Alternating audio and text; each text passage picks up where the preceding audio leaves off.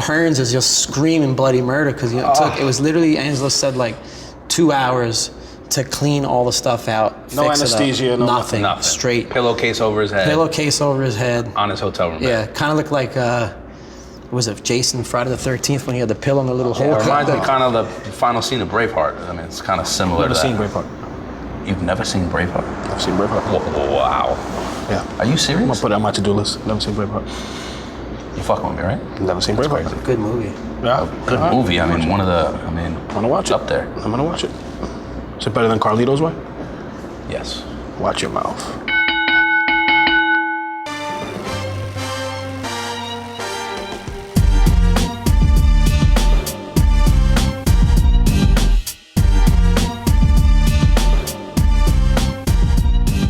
What's up, everybody? We are back for episode 7 of RWTW TV. Yep. Down here in Miami, Wynwood District. You can't just gloss over the fact we're in Miami. Like it's just. Nah, we're in Miami, man. Listen, it's been a rough winter, man, but we're here. Can we talk quickly about your Episode journey? 7. Can we talk quickly about your journey to get here? It was a disaster. Really quick for everybody, really quick, and this shows my dedication. Got to the airport, my flight was at 8:30. PM. Got to the airport at 8:30. All indications on my flight tracker, flight's on time, not delayed. Mind you, we got 4 or 5 inches of snow last night. So I call Kayla, hey, I need to get on another flight. She gets me a flight, JetBlue 9:15, so I have no time to go check on my original flight. Go to JetBlue, I check in with the United thing, yeah, it's on, it's leaving, you're not gonna make it. Pay for my JetBlue ticket. 45 seconds after the lady asked me if I'm checking my bag or not, I get the notification my original flight was delayed an hour. I would have made it. So your flight hadn't left yet? Yeah.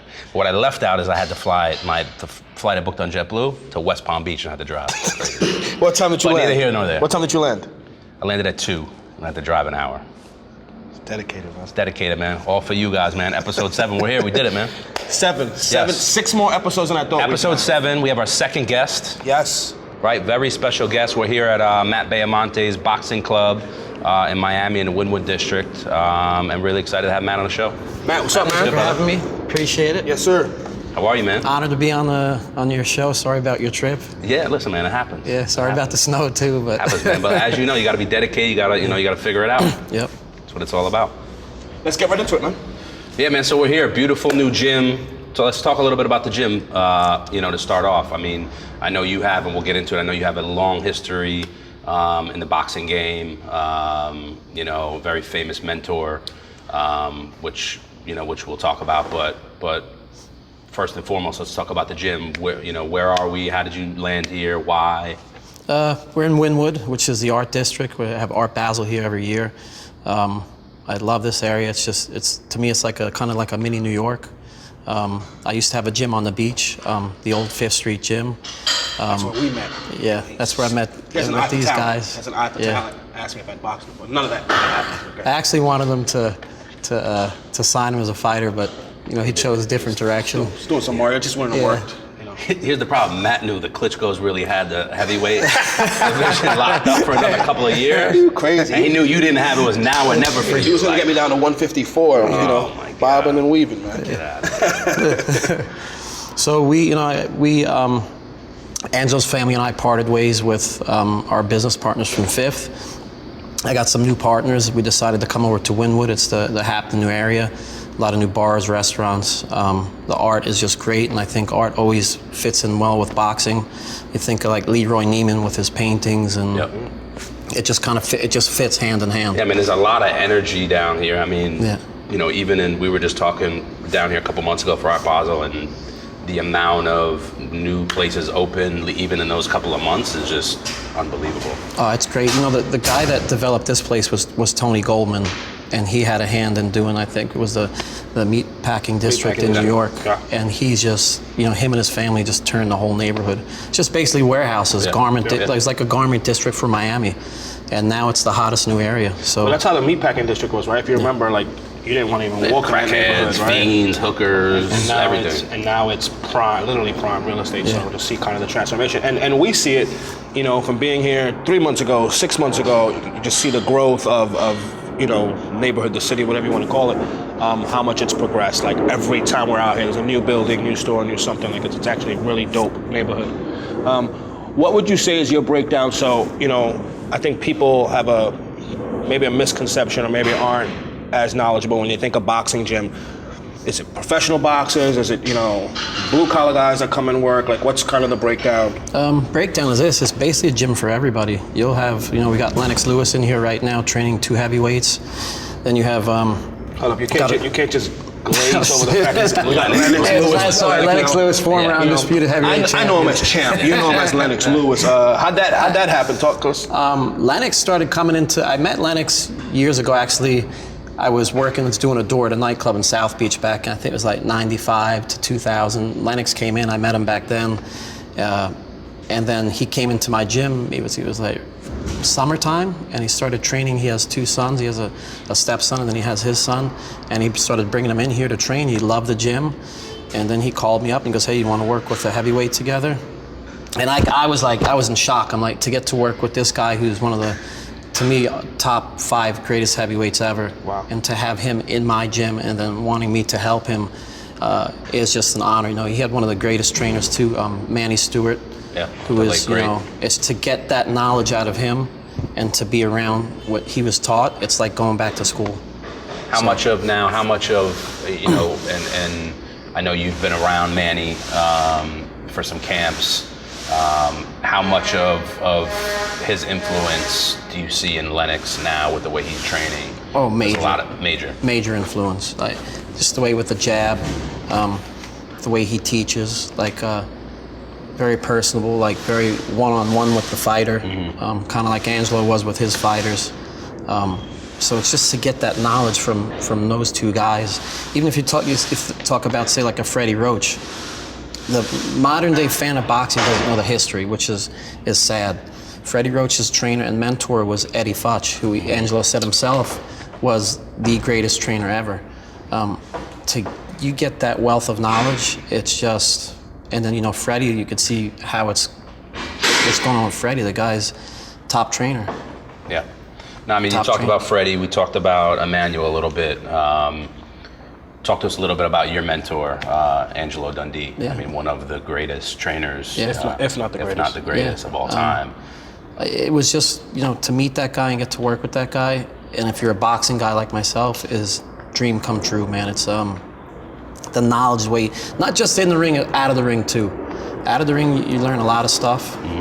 How to be a man, how to act and present yourself. He always taught me never badmouth a badmouther. Listen to that, man.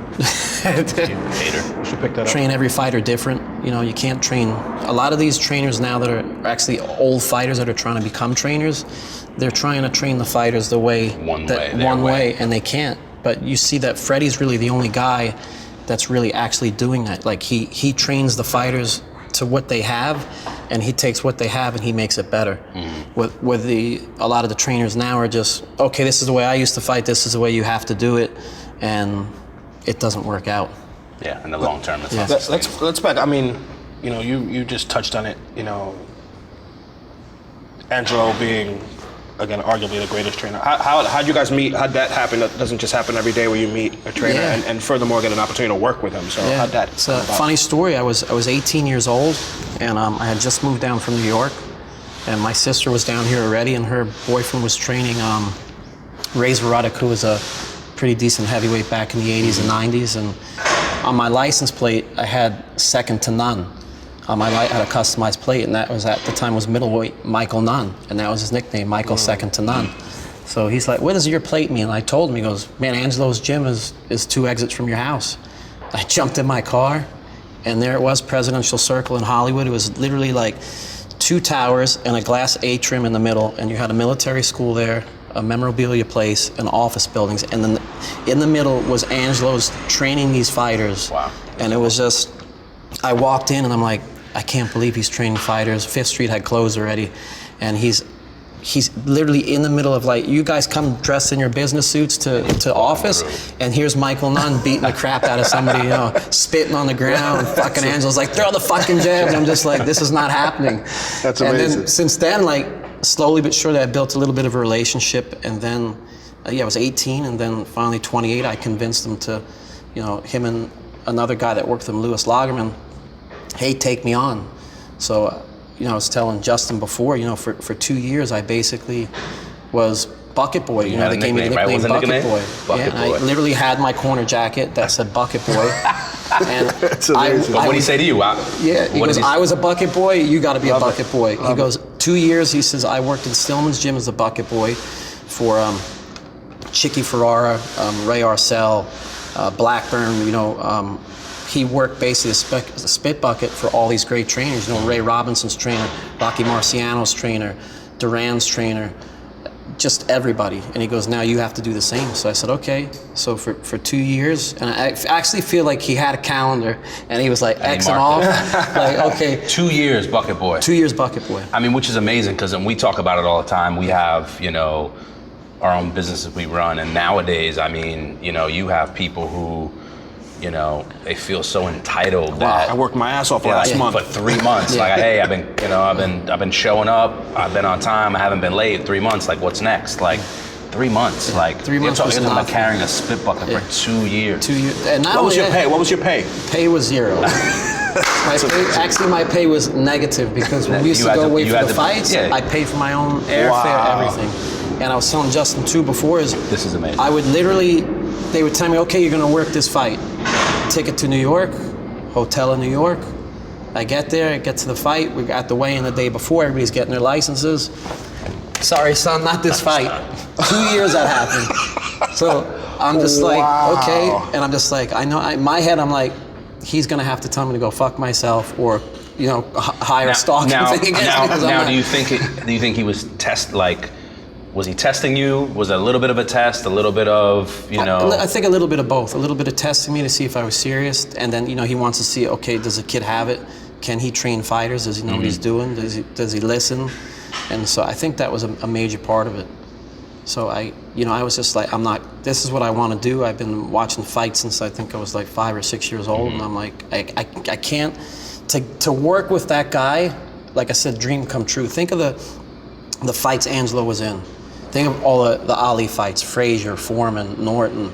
I mean, the list goes on. And then you sit there, and everybody's so blinded by Muhammad. Okay, then now you go down to Ray Robinson. To Ray Leonard, Hagler, Hearns, Duran. It's like the golden era It's just of boxing. A golden era. Was... And this guy is just like hammering them out. And I'm just then you look. George Foreman, 45 years old, oldest heavyweight. Foreman said, he goes, I hired Angelo because of his voice. And I was talking to you guys about that, and he says he was about to hit Ali with a straight right hand, and he says Ali would have been out. And he hears Angelo yell, move, move, and Muhammad just gets out of the way, and Foreman misses the hand. He goes, if he can hear Angelo's squeaky little voice over 100,000 people, that's the guy I want in my corner. And you just referenced it, and the viewers can't see it, but I'll summarize it. But there's a quote, painted on the wall right behind us. The gist of it, one is kind of, knowing your role and your place within the corner, right? Yeah. And that the fighter is the one who's going to win the fight. We're here to support him. So, setting the stage with that. And then 2 is the importance of there being one voice coming out of that corner, which obviously that translates not only, in camp and day to day in the gym, but when it comes fight time, was a reason for that. I mean, how important to you? It's very important. One voice, that's it. Even in training, sparring, bag work, I don't care if the kids jump and rope, one person tells them what to do. They get used to the voice. Yep. Like I said, there's thousands of people screaming, you got media all around snapping pictures, a lot of sound going on. They get used to the one voice. Listen to me. Follow me. Listen to me. One voice. You were my voice. One voice, and look what happened. Here we are. The funny thing is, you really believe that. It's true. Now, talk to me a little about how would you summarize an Angelo Dundee camp? I mean, I know you said he treated each boxer differently, which kind of was unique to his style, but I gotta imagine there were some. What was his approach to camp, fight preparation? What could you expect? One thing he did hate was he didn't like going away for camps. He didn't believe in going away for camps. He's like, why take a fighter out of his element, something he's been doing his whole time, and something that's working, and why are you gonna go someplace else? So he always felt that, hey, if we're training here, we're training here. There's no need to go to the mountains. There's no need to go here. He didn't like to. Which at that time was like clearly not the norm. People went away, they went to Big Bear or whatever it was. Which seems like there's a shift back a little bit. I mean, maybe not holistically, but with, I mean, Mayweather stays home in Vegas. Pacquiao is back in the Philippines now. So I don't know if it's just a matter of those couple guys and those guys we're seeing on TV now. But I mean, beyond that, what else? What was his approach to the work?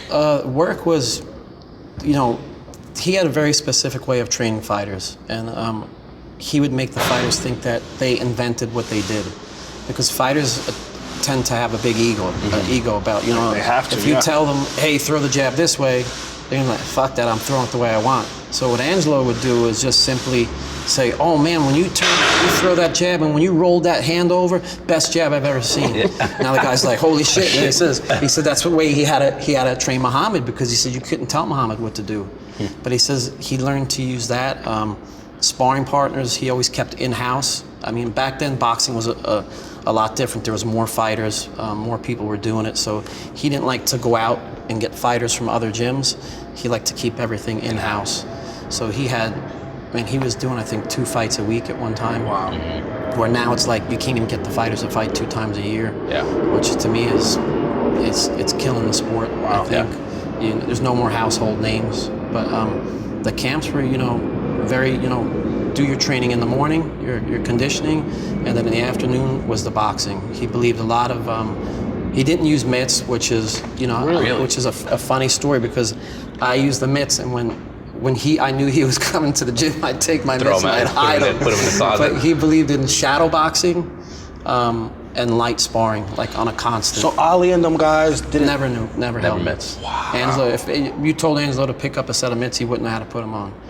And even that wasn't just a generational thing, like up until that was all the way through to He started in 1950, and then when he passed away, when he was 90, he never held mitts. Wow. Never, didn't believe in mitts. Light, jumping rope, shadow boxing, road work, and light sparring on a constant basis.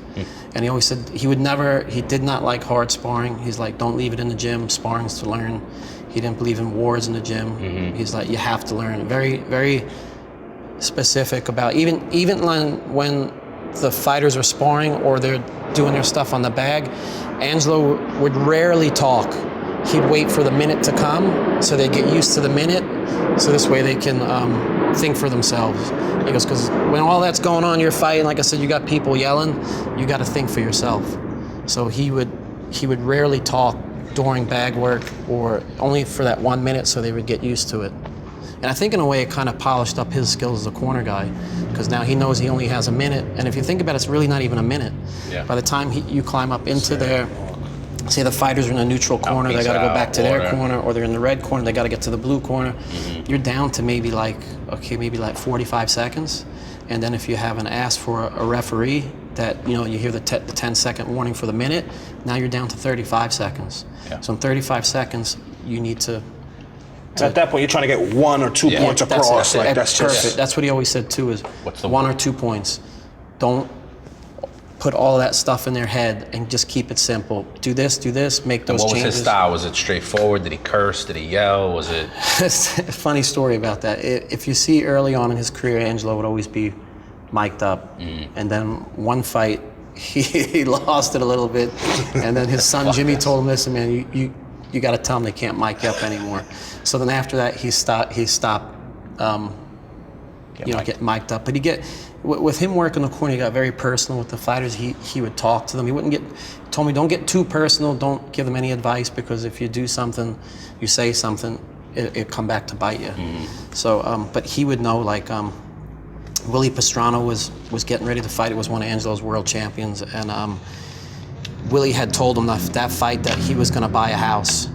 So in the corner, Willie's getting his ass kicked. So it's like the third round, and Angelo goes, there goes your fucking doors. Your front door's fucking gone. And Willie's like, what are you talking about, my front door? That fucking house you wanted. Fourth round comes, he goes, there go your fucking windows. The roof is coming next. I love it. The fucking 6th or 7th round comes, and Angelo goes, your fucking roof is about to blow off. That's it. Willie comes out the next round and knocks the guy out, and Willie comes back and goes, "Not my fucking roof, not my roof." So it was, he knew a way to pick. Like if you even watched the Ray Leonard Hagler fight, and the last 2 rounds, Angelo is juicing Ray up. Like remember Ray hadn't fought I think in like 4 years or something like that.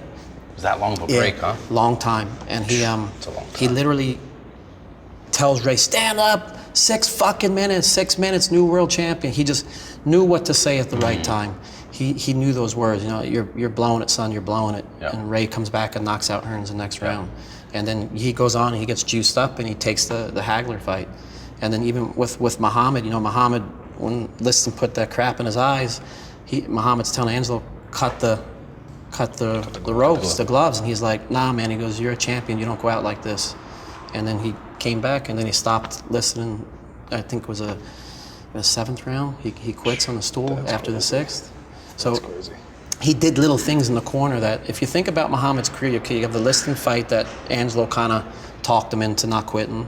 Then you have the Hammer and Hank fight where Ali gets knocked down, and then there was that little tear in the glove that Angelo knew what to do. He calls the ref over. There's a tear in the glove. You guys need to get a glove to help out and give Muhammad a little bit more time. 6-7 minutes go by. They can't find another glove. By that time, Muhammad got his head back together, and then he comes back to stop Hank in a couple rounds.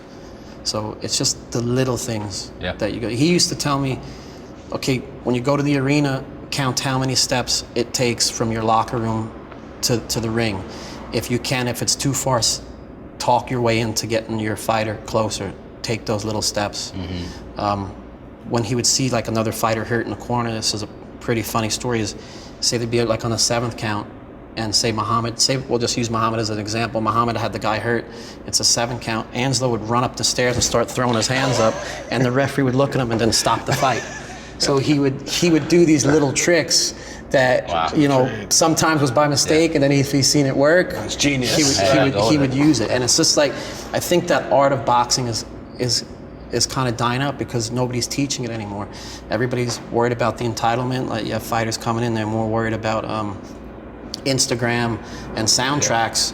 Whereas when Angelo came in, there was no music. They didn't have any rate. You come in to fight, and that comes too from like you said, the frequency. Like think about it, even from his standpoint as a trainer, being able to, the amount of fights he had, the frequency of them, like the number of fighters. Like you learn those things, and something happens and it picks, and now it's like, it's nowhere near what it used to be. No, if you think he had a corner jacket that his son gave to the Hall of Fame in New York. The corner jacket was in over 115 world title fights. Think about that. Wow. 150, over 115. That's unbelievable. And it's just insane. Let me ask you. No, I have easily the most important question in this entire interview, maybe of all our episodes up to this point. Talk to us about the no sex thing in before a fight. I need to know, is that a myth? Is that a real thing? Okay, it's kind of like... The world needs answers. And what's the timing on that? Is it here is the thing with the sex. It's not the actual banging. Yeah. It's you being with the woman, and then the woman's like, "Oh, I love you. Oh, yeah, I love you too. Oh, baby. Oh, I love you so much. Oh, let me rub my fingers through your hair." It's not the physical act. It's the fighter needs to be away from the woman, so he's fucking infuriated, like, "Okay, motherfucker, not only can't I eat the foods that I want, I can't fuck." But what if it's a chick he really doesn't like or mess with? Well, good luck with that. All right. So it's not the physical act. No, per se. it's not the physical. It's not the energy drain. It's the emotional, maybe. It's the emotional. Okay, that makes sense. And I won't name the fighter, but we were away with the fighter, and Angelo tells the guy, "Don't bring the girl. Do not bring the girl to the fight. You need to concentrate. This is a huge fight." "No, she wants to come. She wants to come." The fighter brings the girl. We're in the weigh-in, and I see the opponent sees his opportunity to get in the fighter's head with the girl being there. They walk by. What does the other fighter do? He goes to pinch the girl's ass, and then not even that. I see it from a distance. I'm like back here. I see it happening, and I know the fighter saw it. I know he saw it, and he didn't say anything. So he keeps walking, and she pulls him, and goes, "Oh, babe, did you see he just tried to grab my ass? What are you gonna do? What are you gonna do?" And he goes, "Oh, baby girl, did you grab your ass?" And it's like, I'm looking at him like, that moment, I knew we lost the fight. I'm like, that's it, we're done. It's over. And the guy beat him mentally before the fight. So it's not the act, it's the whole lovey-dovey bullshit that, you know. Yeah, so listen, man, ladies out there, your man's a boxer, leave him alone, man. That's it. Or don't be a sucker for love. True. Yeah. That too.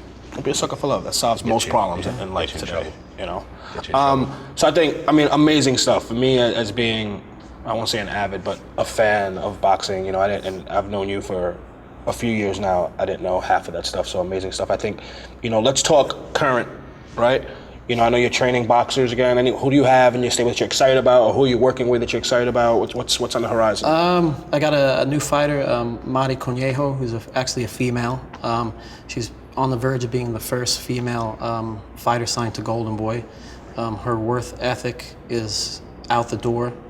And then the other big one is working with Lennox Lewis with Manuel Char, who's a top 20 heavyweight. And I love being back with the heavyweights, man. Nothing that I don't like working with the little guys, but to be back in that heavyweight game, I mean, like I said about me with holding mitts, like I'm icing my shoulders from the big fucking guys, but I don't mind it, like I miss it.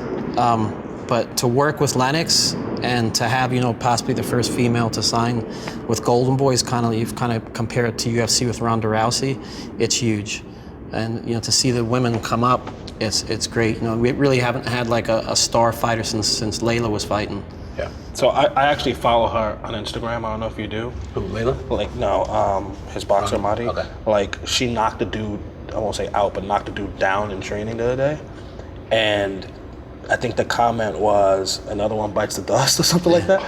So I hit on the comment. I'm like, listen, I would have to meet you outside the gym and fight you. Like, they're like, sucker cool, punch you, something. You you just have to do all that. You're not gonna post and say another one bites the dust. She was like, and I think like she like hit me like winky face, and you come get some too if you want. And I didn't comment back. I want no problems. I don't Froggy, man. Something funny is we had one of the football players in here, and Madi gets a little. She's Mexican. She gets a little sensitive when we say, you know, tell Mexican jokes.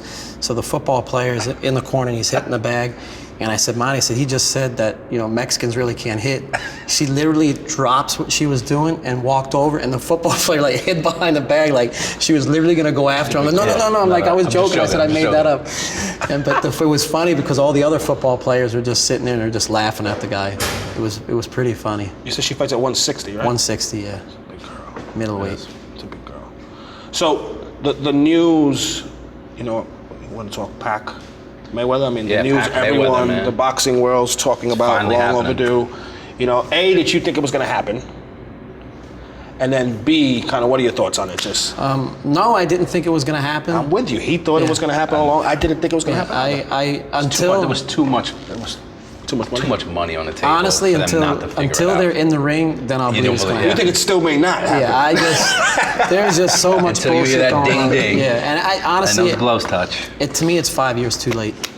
Yeah, I agree. I said that. But I mean, you know, look, we talked about it a little bit on a couple shows ago, and you know, do we all wish it were earlier in their careers? Yeah, but I mean, they're still two of the greatest in the game right now. It's true, but I'll tell you, it's like the fights I was talking about in the past. Okay, it's 5 years later. They're both not the same fighters that they used to be. Everybody knows that. Now they're charging, I think, is it like 110 for pay-per-view? Something like that. So to me, if you don't have a Ray Leonard Hagler fight, or you don't have like a Hagler Hearns fight, or a Mickey Ward Gaddy fight, it's gonna kill boxing. Like they need, and I know it's bad to say, but they need to put a show on, and they need to leave it in the ring. Listen, they're both. I think they will. Yeah. I think they both respect the sport too much. I wouldn't say. I would say Pacquiao respects the sport. I think Mayweather is more about his 48-0 record. Mm-hmm. I mean, if you think about it, okay, it's kind of like the Yankees in the World Series, and then they just say, you know what, we don't want to play this team. We're not going to play them for 5 years. We'll have somebody else. You go to watch the Jets-Dolphins game on a Sunday, and the Jets come in and say, nah, we don't feel like playing the Dolphins for the next four or 5 years. When you guys come up with the money or whatever.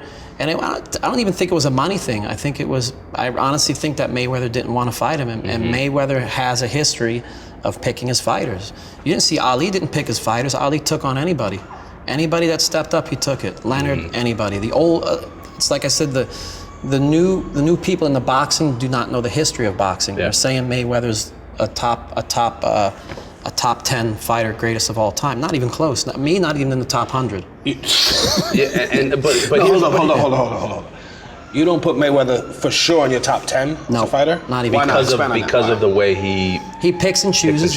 47 fights. 47 fights is nothing. Robinson had 26 fights in a year. I have 24, 26 fights in a year. You got Armstrong held 3 titles in 3 different divisions for 2 years, and that's going up and down. And that was literally, I think it was like 160, 147, and 135. You didn't have 54. You didn't have 40. You didn't have all those other divisions. He did that for 3 years, going up and down, fighting like. 3 years he had maybe like 30, 40 fights. And here's the thing too, here's the frustrating thing about it is I think most, boxing has obviously been on the decline as far as just, its popularity, but the people that are into boxing would respect. If Mayweather lost 3 fights and they were amazing fights, they would respect him a lot more than, like you said, the way he's kind of approached it now. And I don't give a fuck about his undefeated record, you know what I mean? Like, I would appreciate it a lot more as a fan and a person who's paying, good money to watch these fights, that he's actually taking on the best fighter out there and challenge it. Like he claims he's the best. So what is it you think? Chavez Sr., I think he had 87 fights before he lost his first. Robinson 96 fights, or 95 or 96 before he lost his first. All those guys, man. I mean, there's just. The boxing community is a tremendous. Nobody looks at their records anymore. No, it's coming back now. You got all the major networks are having it. I think that's what killed boxing for a while. You don't know who's fighting. If you told me who's the champions and what I couldn't tell you. Yeah. There's 50 different belts for a division. It needs to be unified. That's for sure. It needs one belt and that's it. Maybe like the ring belt. That to me, that's the one that always stood out above all. Is WBC. Now that you have the WBC Diamond Belt, you have the WBA interim. What is an interim champion? I don't understand it. What do you have, an interim fucking football teams for the I've Super heard it's Bowl? never going to happen. From numerous people, unfortunately. Yeah, you need to get what UFC doing is, and I'm not a big UFC guy. And it's nothing against. Nothing against UFC. It's just like, hey, if you say, hey, let's go watch a tennis match, I'm not going to do it. But what Dana White and his company is doing with UFC, boxing needs to do. You don't put up the rules, you're fired. Yeah. It's like, imagine an NFL player, you tell them, I'm not playing today. I don't want to play against the Jets. No one's bigger than the program. Boxing, the fighters get away with murder. Yeah. They do whatever they want. The promoters do whatever they want. The managers do whatever they want. If you look at the old times when boxing was in its heyday, everybody's dressed up in suits. Everybody's coming to the, you go to a weigh-in now that starts at 5. The weigh-in doesn't start till 9 o'clock at night. Nobody gives a shit. It's like a circus. Yeah. They need to get more to it, more online. So let me ask you this: how many years have you been in or around the boxing game, ballpark? Fully 25 years, but watching since I was 5 years old. Okay, so you've been in boxing all your life, around boxing. So I obviously definitely respect your opinion and knowledge in the game. This gentleman here to my left said in a previous show that he thought, was it you could beat Layla or you'd go the distance with Layla? No, I couldn't beat Layla. I think I'd get through a few rounds. You can't. I never said I'd beat her. Okay, what did you say? Help me, because I can go to the footage. She would knock me out in the first round. So now you're going to... We can refer back, but it wasn't... I never claimed... So I'm putting you on the spot right now as we're in a boxing ring. And would you put it beyond me if I whistled and Layla came out the locker room right now? How would you right now, not so. I get a little camp with Matt. I'm good. I think we need to be a long camp. Listen, man. Listen. Don't sell this man no dream. She would knock you out first round. Play your cards right. You be my bucket boy, man. Bucket boy? Yeah, you know what I'm saying? So that's been an ongoing, like a 10-year conversation or whatnot about how he'd do against Layla, and he seems to think he'd be able to fend her off for a round. See, okay, now we're talking about, let's talk about careers again. We're talking about Mayweather and his undefeated thing. You look at Layla undefeated. What's the blemish? She didn't fight Ann Wolf. She ducked Ann Wolf. Yeah. She didn't give what the people wanted. The people wanted that fight. Yeah. And then once she quit, women's boxing went downhill. You got to give the people what they want. It's the fans that are paying the tickets. And I understand, hey, the fighters are the ones that are putting it all on the line. but you gotta give. Yeah. If the fans ain't with it, That's what I say about the show. man. But Shout out to sometimes Jacoby, give the people what they want, man. Sometimes you got to fight back. I mean, I get tons of comments about people wanting me to get rid of him on this show, and I'm like, you know what? That's just not what I'm going to do. Get rid of the person that carries it and makes it happen. Yeah, but he shows up. Yeah. He doesn't say, Matt's on the show, I'm not doing the show today. Listen, he flies to West Palm Beach, yeah. he drives. I'm not going to give you credit for he gets up. I'm not Just think the poor guy actually had to leave a blizzard storm to come to sunny Miami. Who would be in a rush to do that? Come on, Matt, don't do that, man. We're not going to do that. He's going to run with it, man. He's going to run with it. But actually, I mean, we're in closing, we were talking before, and I asked you kind of, obviously boxing is a crazy sport, and I asked you what, some of the most interesting or craziest stories were from, kind of behind the curtain look at being in the corner. Yeah. And you told me an amazing story about Hearns, it was, right? Yeah, Hearns. That was a great story. It was actually a great experience, too. I was up in Tampa, and Angelo and I were working with a fighter. This is unbelievable. And Manny was working with Miguel Cotto. So in between, we were bullshitting around, and he looks at Angelo and goes, now Manny is Emmanuel Stewart. Manny Stewart. Sorry, Manny Stewart. Not like I said, trained Lennox Lewis. He trained Klitschko brothers, trained everybody. So we just start bullshitting around about stories. He looks at Angelo and he goes, this motherfucker's one of the only 2 times I've ever got drunk really bad was with him. So he goes on to tell me the story. He says that it was Ali was fighting in the Bahamas. Hearns was on the undercard, and Muhammad had his plastic surgeon, and Hearns didn't. Hearns gets cut in the fight, so he comes up to Angelo and says, "Hey, man, can we use your plastic surgeon? Tommy got cut." "Yeah, no problem. What do you want to do?" He goes, come to Tommy's hotel room, and we'll just do it there. So Angelo goes, "Okay." So Angelo, which is the first amazing part of that. Yeah. So let's just let me go home. Let me just change. Do stuff in the hotel room. So Angelo's like, "Oh, okay, I'll be over there." So Angelo in his head is like, "The poor son of a bitch. We don't have nothing to put up to numb it with. Let me bring some whiskey. He can drink some whiskey and he'll get a little wasted and he won't feel anything." So he comes to goes to the hotel room with the plastic surgeon. There's Manny, and poor Tommy's got, a cut down the side of his head. 100 stitches or something, right? like close to 100 stitches he's gonna need. So Angelo says, "Here, drink this. You'll be better." And then Hearns goes, Manny goes, "I don't drink liquor. I can't drink. I'm not gonna drink. I refuse." So they literally take a pillowcase, cut a hole out, stick it over Hearns' head, and they're digging all the stuff that Emmanuel put in there to stop the cut. And this is going on for 2 hours. In the meantime, so anybody who doesn't know, he's got this huge cut throughout the fight. They're putting Vaseline, whatever, to stop the bleeding. Yeah, and it's so they got to dig it out. All jammed in there, so they're digging it out. In the meantime, Angelo and Manny decide, well, if he's not gonna fucking drink the whiskey, we are.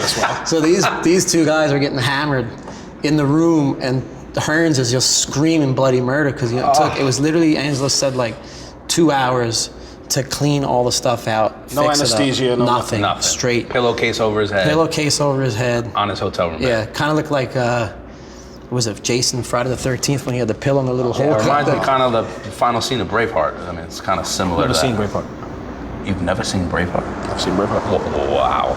Yeah. Are you serious? I'm gonna put it on my to-do list. Never seen Braveheart. You fucking with me, right? Never seen Braveheart. Good movie. Yeah. Good movie. I mean, I'm gonna watch it. Up there. I'm gonna watch it. Is it better than Carlito's Way? Yes.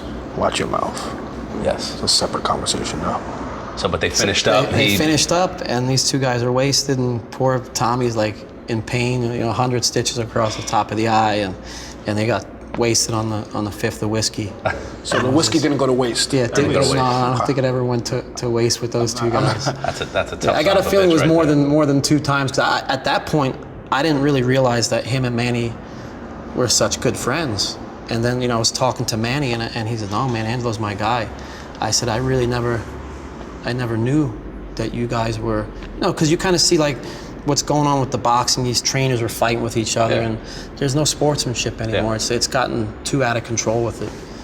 So that was probably one of the greatest times to watch those 2 guys train fighters for the week when we were up in Tampa, and to get the knowledge was just like I said to me.